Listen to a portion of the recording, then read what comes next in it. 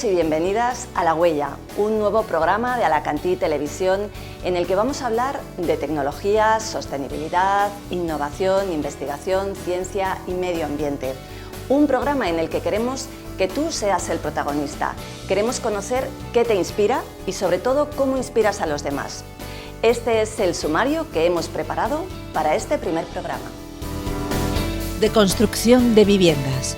Hablamos con José Carlos Pastor sobre cómo sacarle más partido a pisos convencionales. Alimentos del futuro. ¿Por qué nos gustan y nos conquistan? José Ángel Pérez, catedrático de Tecnología de los Alimentos de la Universidad Miguel Hernández de Elche, nos lo cuenta. Bicreando, un proyecto de innovación educativa que se extiende por la provincia de Alicante desde el Colegio Salesianos de Elche. Nos sumamos a tu reto. Te proponemos que nos envíes tus iniciativas para que podamos acompañarte y darlas a conocer. Agenda de noticias. Un repaso a lo que ha ocurrido en la comarca del Alacantí y las próximas citas.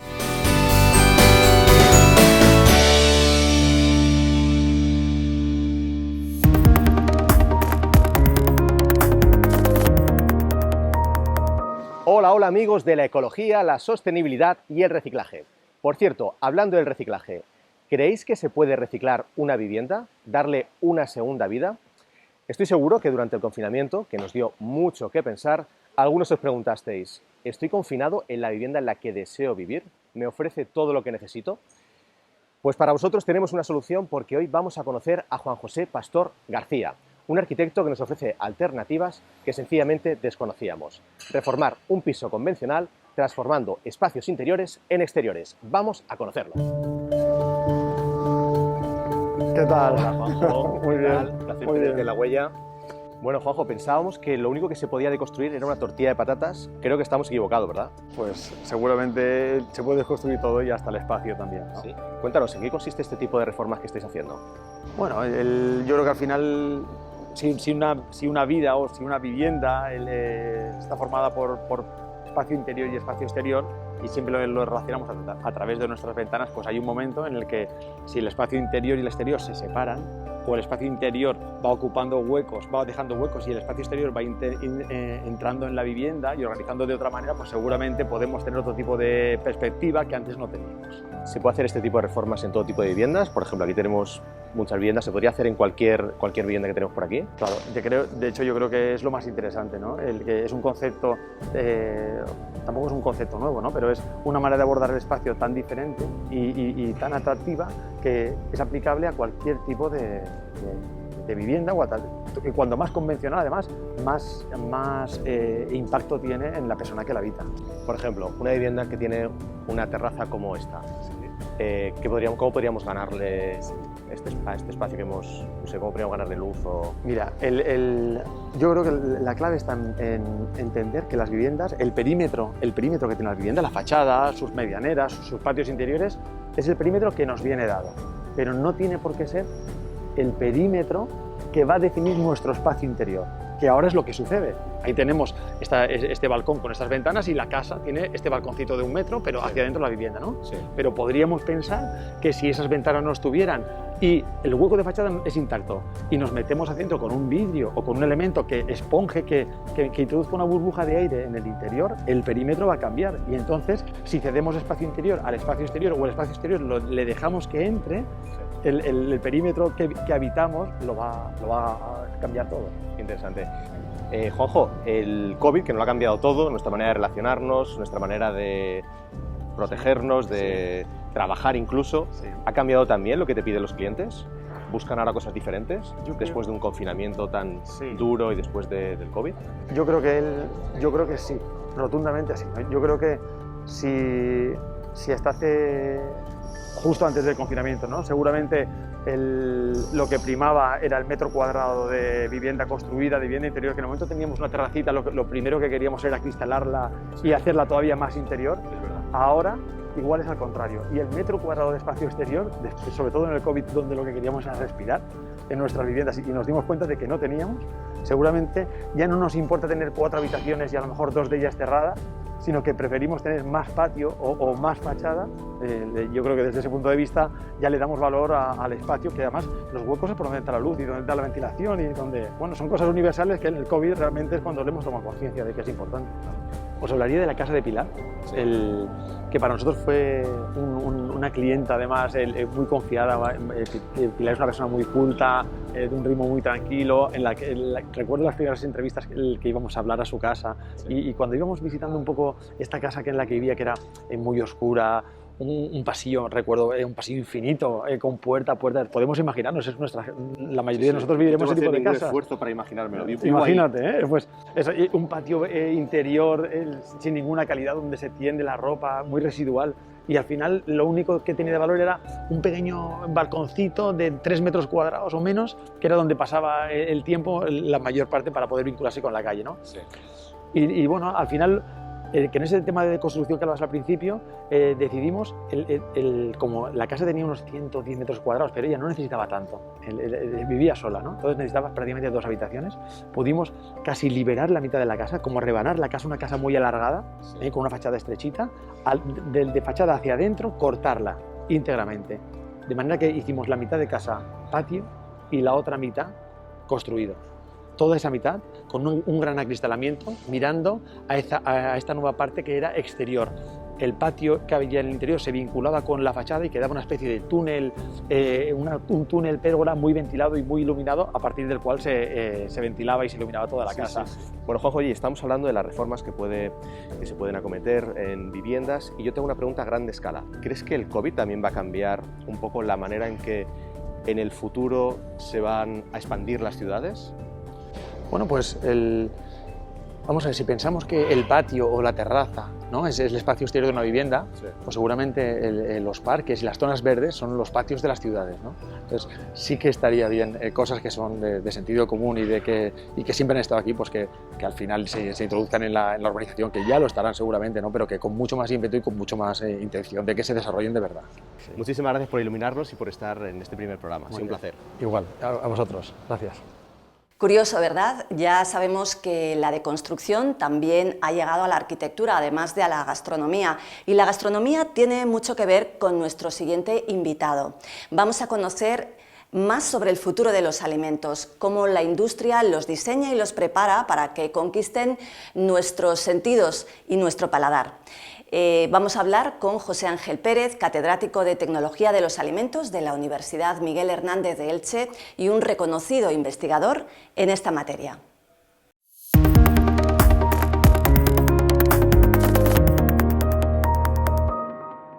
La pandemia está claro que nos ha afectado a todos en muchos aspectos y la industria alimentaria no es la excepción.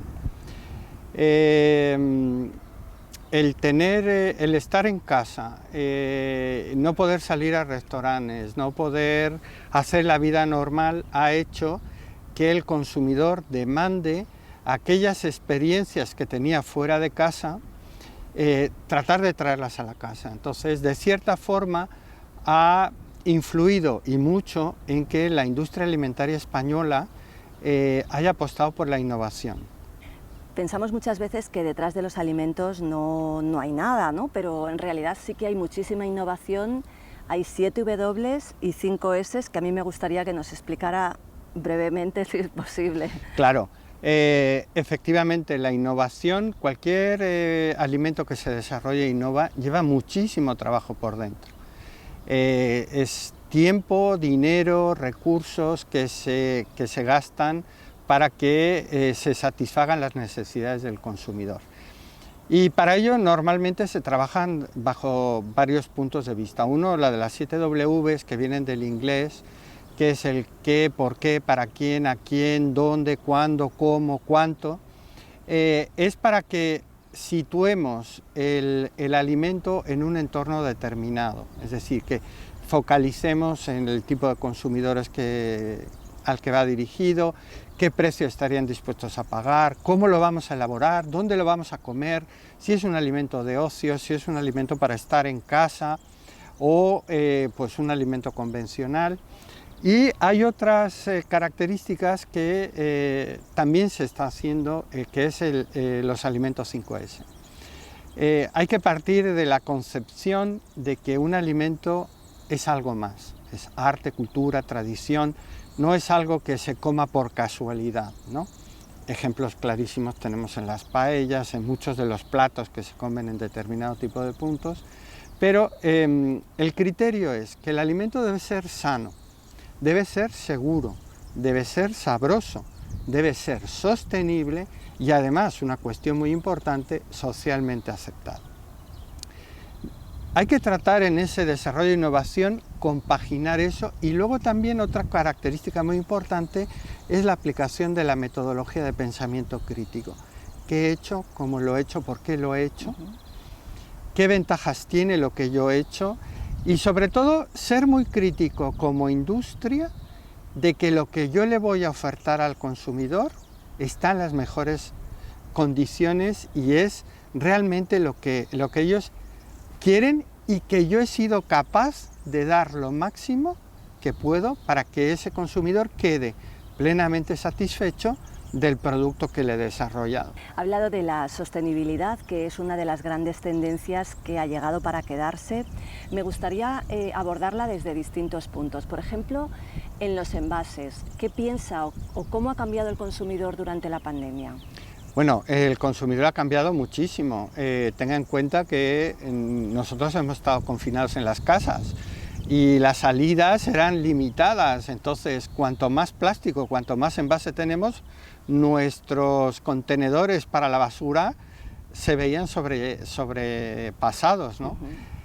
Y hemos aprendido como sociedad que sobran muchos de los envases que tenemos. El plástico, sobre todo, sobra, y más aún cuando hemos empezado a ver que la naturaleza regresa a los entornos urbanos. Veíamos ahí paseando animales por las grandes vías, no sé qué. Y hay una cuestión muy importante, el mar de plástico que tenemos en los océanos y que directa o indirectamente nos está afectando a todos.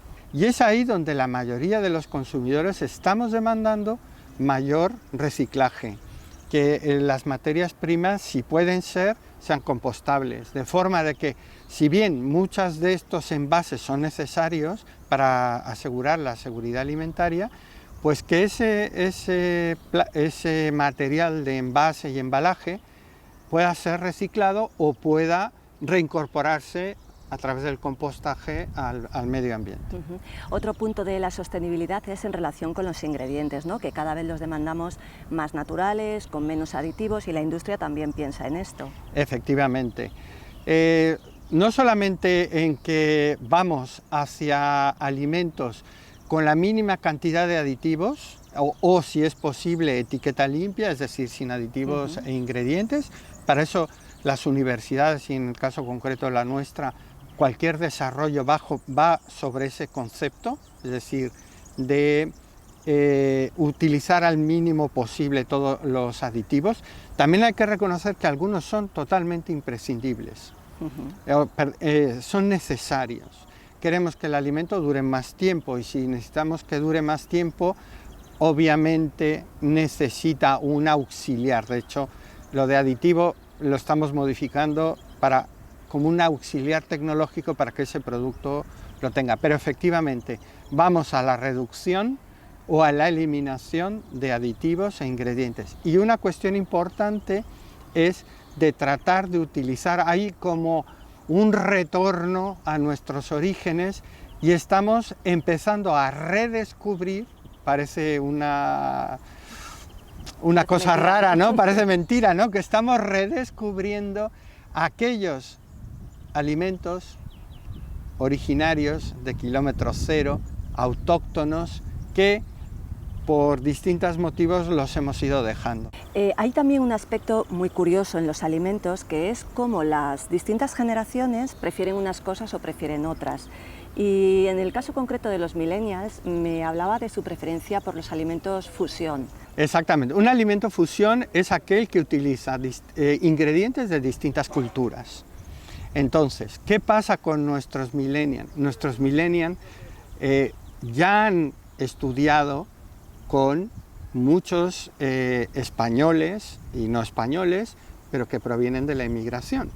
Entonces, ya a nuestros hijos, a los que son millennials, no les suenan raras muchos alimentos o muchos ingredientes que a nuestras generaciones ni siquiera los conocían. Nuestros hijos han probado el cuscús, han probado los tacos, han probado las arepas, han probado la yuca, el plátano de los patacones. Todo eso hace que para ellos ya no sea tan exótico para eso. Y les ha gustado, porque si hay una cosa muy buena es que la gastronomía de los otros países es tan buena como la nuestra. Pues efectivamente tenemos una demanda que es lógica y que además muchos de esos ingredientes ya los cultivamos en España. Algunos no, por supuesto, porque son condiciones climáticas muy distintas, muchos de ellos son tropicales, pero otros no. Es el caso de la quinoa, ya la cultivamos en España, algo que para muchos de nosotros la empezamos a oír en la boda de los actuales reyes. ¿Que disparó el consumo? Claro, efectivamente, que nadie sabía de la quinoa, ni de la chía, ni del amaranto. Adaptar a ese tipo de productos para las nuevas necesidades del consumidor. Un ejemplo clarísimo es que muchos de esos alimentos fusión y para millennials son muy picantes, que prácticamente los que tenemos una determinada edad es impensable, porque la pungencia, que es el picor que tienen esos alimentos, nunca jamás nosotros hemos estado acostumbrados, y ellos no tienen ningún problema de irse con un chile habanero, con un Carolina Reaper, que tienen unos umbrales de picor brutales, de 5 millones de unidades, que nosotros, como digo yo, cuando te lo comes, hay dos puntos en los que lloras, uno cuando comes y otro cuando sale. O sea, cuando te lo comes y otro cuando sale.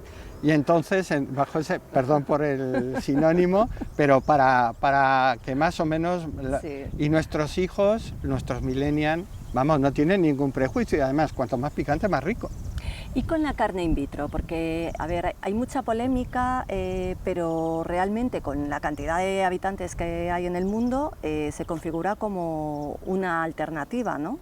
No sé muy bien ahora mismo en qué punto está. Bueno, hay que decir que, antes de nada, es, desde mi punto de vista, la revolución tecnológica del siglo XXI. Yo no me gustaría llamarle carne in vitro porque no suena muy bien. No suena. Por una sencilla razón, porque la carne es una estructura, es un tejido muscular con una estructura, y la carne, mal llamada in vitro, no lo es. Es un cultivo de células musculares. Y entonces, como tal, no deberíamos de llamarle. Entiendo perfectamente, porque es una forma muy fácil de que la gente lo entienda. Diferencie, pero bueno, los conceptos son muy importantes. Efectivamente, son células musculares que después de cultivadas hay que hacerles una serie de procesos para que tengan una estructura muy similar a lo que es la carne. Muchas veces de ello se hace a través de impresora 3D, ¿no? Para darle una forma de que a uno le sea familiar, ¿no? Familiar, exactamente. Que ha llegado, que la tendremos pronto y que la tendremos a nivel mundial. Bien es cierto que la mal llamada carne in vitro, el cultivo de células musculares va a ser un producto caro, porque su elaboración requiere mucho gasto de material, de energía, unas condiciones de asepsia enormes, claro. Porque como se contamine, eso ya no sirve, con lo cual es un producto muy caro, que obviamente será inicialmente para los países con alto poder adquisitivo, dentro de los que estaremos nosotros. Cuando salga al mercado en España no lo sé. Están ya las pruebas en Singapur, también, bueno, de hecho en Singapur hay una especie de nugget de pollo que creo, si no mal recuerdo, ya salió o está a punto de salir, y luego en el resto pues también será cuestión Israel, Estados Unidos y todo demás, y además se está invirtiendo muchísimo dinero en ello, con lo cual esto también es sinónimo de que tarde o temprano saldrá. La aceptaremos y que la aceptaremos. Sí, vamos, sobre todo aquellas personas que tienen algún cierto tipo de reparo en cuanto al bienestar animal, es decir, relacionado con el sacrificio, ¿no? porque ahí sí no hay sacrificio de animales. Pero bueno, el sacrificio en nuestro entorno occidental y en la Unión Europea es respetuoso completamente para que el animal no sufra. Es decir, se insensibiliza y todo lo demás. Pero bueno, puede haber las sensibilidades distintas y es una forma de que se pueda seguir consumiendo carne, porque hay mucha gente que ha dejado de consumir carne por cuestión del sacrificio, no por otra cosa. Y para terminar, solo una curiosidad, usted que sabe tanto de alimentos, que ¿no? tienen en el punto de mira la sostenibilidad, los valores nutricionales, ¿cómo hace la compra cuando va al supermercado? Uy, pues muy fácil. En primer lugar, trato de buscar que sean productos de temporada, que sean, a ser posible, locales. Eso sí que lo llevo a rajatabla. Yo sí que me gusta mirar las etiquetas, entonces busco que el contenido calórico, el contenido de proteínas, el tipo de proteínas, bueno, obviamente miro vitaminas, minerales y otra cuestión muy importante, que me guste. Muy bien, pues muchas gracias, José Ángel Pérez, ha sido un verdadero placer. Seguro que tiene muchas cosas más que contarnos, pero bueno, el tiempo en televisión siempre es mucho más corto de lo que queremos. Le agradecemos mucho que nos haya abierto un poco más los ojos sobre la innovación en los alimentos. Un placer y estoy a su disposición para cuando ustedes quieran cualquier cosa. Muchas gracias.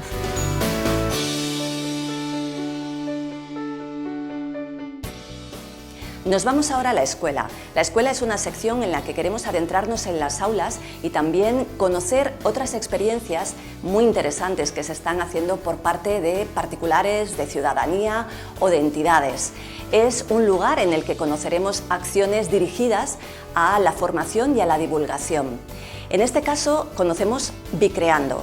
Bicreando es un proyecto que ha nacido en Elche, en el Colegio Salesianos, pero que se está extendiendo al resto de la provincia de Alicante. Es un proyecto de innovación educativa y hemos tenido la oportunidad de conocerlo de mano de sus protagonistas.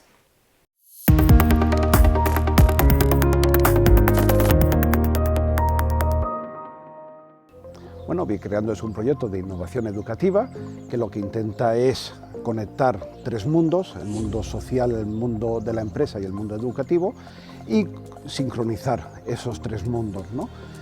Surge hace 4 años, a partir de unos materiales que estaba creando Limpiva sobre innovación para introducirlo en el mundo empresarial, y bueno, se nos ofreció la posibilidad de hacer una adaptación de estos materiales y aplicarlos dentro del mundo educativo. A partir de ahí surgió la propuesta. Nosotros al principio lo que hicimos fue analizar los currículos formativos y detectamos que había una parte del currículum formativo que es la que crea el marco sobre el que se desarrolla el conocimiento, que habitualmente siempre se venía dejando de lado para centrarnos en otros elementos del currículo. Este proyecto lo que nos permitía era recuperar la importancia de ese marco e introducir la innovación y el emprendimiento de una forma transversal dentro del sistema educativo. Empezamos en Elche, se lanzó la propuesta y hubieron 5 centros que comenzaron en Elche y a partir de ahí cada año se han ido integrando nuevos centros. Este año, ya en la tercera edición, ya estamos desarrollándolo también fuera de Elche. Estamos en Elda, estamos en Alcoy y bueno, pues próximamente pues iremos ampliando la red de centros que participan y que quieren integrar esta metodología dentro de su currículum formativo. Nosotros nos apoyamos en el Design Thinking y este proceso lo estructuramos en 4 etapas. Por una parte el mapear que implica ser capaces de leer el entorno, sacar mensajes de ese entorno, que es lo que nos ayuda a detectar necesidades que se nos presentan. Luego hay una parte de investigación, donde tenemos que empezar a establecer hipótesis y corroborar si esas hipótesis son ciertas o son solo fruto de una imaginación, sobre todo pensando en no fomentar un emprendimiento que realmente no case con la necesidad realmente del cliente. Y por último vamos a un prototipado, y ese prototipado implica ser capaces de condensar todas las ideas que se han recogido y ser capaces de darle una forma concreta. Y esto es importante porque les obligamos a prototipar la idea para que sea más fácil transmitir su idea, comunicarla, pero apoyándose sobre elementos concretos. Bueno, el balance es muy positivo porque el hecho de fomentar la innovación entre los jóvenes y el emprendimiento hace que ellos lleven consigo una mochila diferente en su vida, ¿no? De cara a afrontar nuevos retos, de afrontar el mundo universitario, de afrontar estudios superiores o afrontar simplemente el mundo laboral. Es decir, conseguir que sean mucho más empáticos, que se impliquen mucho más, que sean capaces de comunicar aquello que están haciendo, que sean capaces de mejorar los procesos de trabajo en los que están involucrados. Entendemos que es un aprendizaje que es tremendamente importante hoy en día y que además está llamado a todavía a ser más importante en los próximos años. Nuestro proyecto, en relación a la asignatura de Literatura Universal el año pasado, queríamos hacer algo innovador dentro de la hostelería, sobre todo en los restaurantes y todo eso, de una forma de conocer la literatura que no fuese tan aburrida para los jóvenes y que tuviese una experiencia nueva, por así decir. Entonces, lo que pretendíamos era, con una caja sorpresa, que normalmente sería a domicilio o para ir a recoger al restaurante, llevar un plato dentro de una obra literaria. Por ejemplo, hicimos los 12 pasteles del Decamerón, cada pastel representaba una historia, dentro de la misma historia. Entonces, la caja mágica, por así decir, sería dentro el plato de la obra y un código QR con el que se podría leer la obra o por lo menos un fragmento de la misma para conocerla y a raíz de ahí ya que cada persona, pues, si quería leerla entera, que pudiese y la conociera. Bueno, nosotros teníamos que dar respuesta a dos empresas diferentes. Geniali, por un lado, veía que tenía un problema, que era el que se daban de alta usuarios, hacían un solo proyecto y luego ya no continuaban utilizando la plataforma. Entonces, nuestro trabajo durante todo un año fue el ver cómo podíamos hacer que esa gente que se había logueado por primera vez recuperara esa magia para volver a utilizar y hacer más proyectos en la plataforma de Geniali. Y por otro lado, Inescope quería llegar a un público más joven. El público de Inescope es de gente grande, empresarios, entonces ellos querían un poco llevar a los chicos, acercarlos a lo que es la empresa. Entonces, mediante lo que es redes sociales, nosotros impulsamos la imagen de Inescope para acercarlos a los chicos. Esto es algo, por lo menos para mí, que lo vi el año pasado, es algo totalmente novedoso. Nos enseñan a ver la empresa desde otro punto de vista y siendo mentes jóvenes, explotan el potencial que tenemos. Y no, yo creo que se aprovecha mucho más y los chicos tienen más ganas de querer innovar a futuro, de saber que se puede hacer realidad el proyecto que tengan y yo creo que es algo sumamente positivo. Aquí lo pones en práctica y lo llevas a la gente, al público y eso hace que pues, tu proyecto a lo mejor tenga reconocimiento y te ayude y tú coges confianza para seguir adelante con nuevos proyectos o nuevas ideas.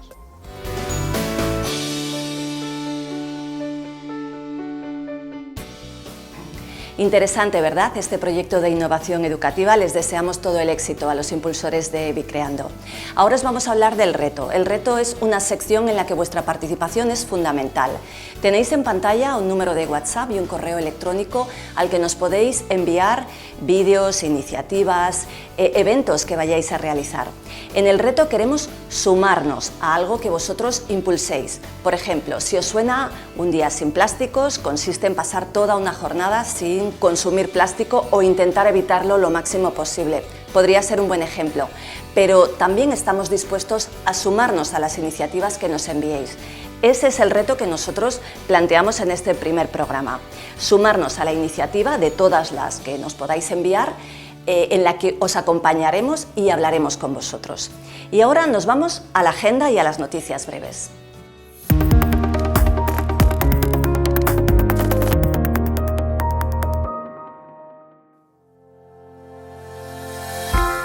Alicante, San Joan, Mutxamel, El Campello y Tibi acogieron en mayo una jornada lúdica del proyecto Terra para poner en valor el patrimonio de la huerta de Alicante.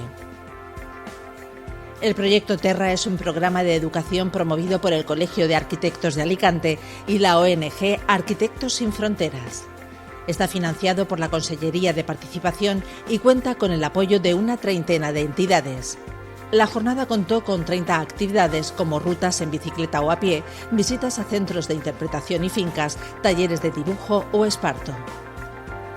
Fue la culminación de 2 años de trabajo de una primera fase que ha generado la Carta Ciudadana Pacto por la Huerta, una hoja de ruta para la protección de este patrimonio. Que tiene que ver con la protección efectiva de las torres de la huerta, con la protección de los caminos tradicionales, su restauración, también desde el punto de vista ambiental, la creación de una especie de islas, parques agrarios, parques urbanos, que de alguna manera sirvan para que la ciudadanía comprenda lo que supuso la huerta de Alicante. La Asociación de Mujeres Investigadoras y Tecnólogas ha elaborado una base de datos de científicas que se puede consultar en su página web. El objetivo es promover la presencia de expertas en los medios de comunicación de forma igualitaria para potenciar la divulgación de la ciencia entre las más jóvenes. El Gobierno valenciano ha aprobado un decreto para agilizar y regular la implantación de energías renovables en la Comunidad Valenciana. La normativa fija que las autorizaciones de instalación se resolverán en el plazo de 10 meses desde que la solicitud se admite a trámite. Por otro lado, queda limitado el suelo a ocupar con excepciones. Como norma general, las plantas fotovoltaicas no podrán superar el 3% de la superficie de suelo no urbanizable de un municipio. Hasta el próximo mes de octubre se desarrolla una nueva edición del programa de aceleración Jump 3i para empresas y emprendedores de triple impacto económico, social y medioambiental. Impulsado por la Dirección General de Emprendimiento y Cooperativismo de la Generalitat Valenciana, incorpora en esta segunda edición 50.000 euros en premios. Las categorías de mayor impacto ambiental, mayor impacto social y triple impacto innovador recibirán 15.000 euros cada una. La Cátedra Aguas de Alicante de Inclusión Social de la Universidad de Alicante está desarrollando un proyecto sobre las oportunidades laborales de las personas con discapacidad intelectual en la provincia. El objetivo es conocer las barreras a las que se enfrentan y visibilizar a las empresas que les permiten acceder a un empleo. El proyecto La Huella, del que forma parte este programa de televisión, ha sido seleccionado en una nueva edición de Impulsa Cultura Proyecta. La incubadora de proyectos culturales promovida por el Ayuntamiento de Alicante acompañará a 15 proyectos, entre ellos el nuestro, en este tercer ciclo. Más información en la web impulsaculturaproyecta.com. Los Estados de la Unión Europea han llegado a un acuerdo inicial de directiva que llevaba 10 años bloqueada sobre la presencia de mujeres en los consejos de administración de las empresas. Se quiere que, por ley, en el año 2027 las mujeres sean al menos el 40% de los consejeros no ejecutivos o 1/3 de todos los puestos del Consejo de Administración de las grandes compañías. La medida se aplicará a las empresas que cotizan en bolsa o que tengan como mínimo 250 empleados, según decidan los estados. La Concejalía de Juventud de Alicante ha programado 12 cursos, actividades y talleres a desarrollar en Centro 14 hasta el 26 de junio. Las actividades gratuitas y de pago se dirigen a jóvenes de entre 12 y 30 años. Las inscripciones están abiertas y se realizan online. Son plazas limitadas que se cubren por orden de inscripción. Entre las propuestas hay robótica y escritura creativa, cocina oriental, iniciación al remo y al rappel, snorkel, una ruta por el pantano de Relleu o un viaje al Parque Natural de los Calares del Río Mundo y de la Sima.